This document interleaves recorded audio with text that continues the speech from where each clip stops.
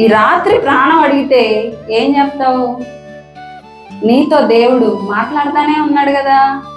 ఇంకా దేవుని మాటలు నిర్లక్ష్యపరిచి పెడచమని పెట్టి రక్షణ పొందకుండా నీ జీవితాన్ని నిత్య నరకాగ్ని పాలు చేసుకోవడానికి నువ్వే సిద్ధమైతా ఉన్నావు తెలుసా.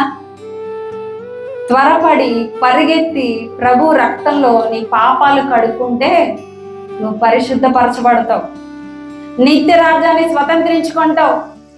సంవత్సరాలు చర్చికి వస్తున్నారు కదా, దేవుని మాటలు వింటా ఉన్నారు కదా, ఇంకా ఎందుకు రక్షణ నిర్లక్ష్యం చేయటం? ఇంకా ఎందుకు రక్షణను ఆలస్యం చేయటం? ఇంకా ఏదో పొందాలనుకోవటం? రేపు నీకుందో లేదో తెలియదు కాబట్టి దేవుడు ఈరోజు నీతోనే సూటిగా మాట్లాడుతున్నాడు. ఏంటిదో తెలుసా? మారు మనసు ఎప్పుడో కాదు, ఇప్పుడే.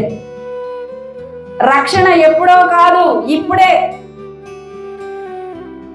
ఎందుకంటే రేపు నీకుందో లేదో తెలీదు. రక్షణ పోగొట్టుకుంటే నరకాగ్ని పాలవుతాం, శాశ్వత నరకంలో ఉంటాం. నరకం అంటే ఏంటిది? పూలతోట నరకం అంటే అక్కడ అగ్ని ఆరదు, పురుగు చావదు, కాలడి వారికి చావు ఉండదు. రక్షణ పొందని నీ జీవితం నాశనానికి సిద్ధంగా ఉంది కాబట్టి ఇప్పుడే ఒక మంచి తీర్మానం చేయి. ప్రభు రక్తంలో నీ పాపాలు కడుక్కో, నీ జీవితం ఆశీర్వదించ